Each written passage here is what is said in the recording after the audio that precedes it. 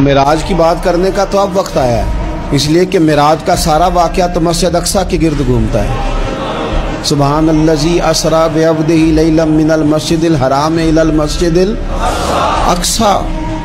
हुजूर ने मिराज की रात मस्जिद अक्सा में नमाज पढ़ाई थी और एक बार फिर से तैबा से फ़लस्तीन में आ, रास्ता देखती है फिर मस्जिद अक्सा तेरा।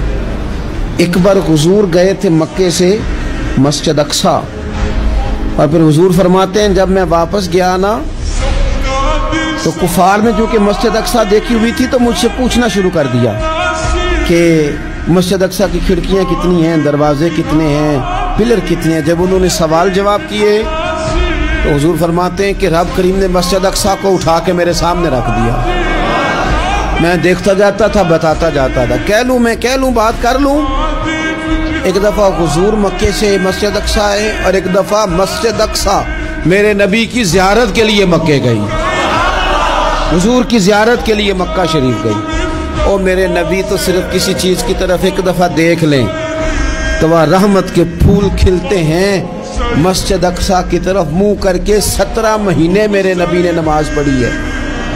मुसलमानों पता ही कोई नहीं, हमारी खबरें ही और हैं, हमारा दर्द ही और है, हमें पता ही नहीं बम कहाँ बरस रहे हैं, हमें ये खबर ही नहीं।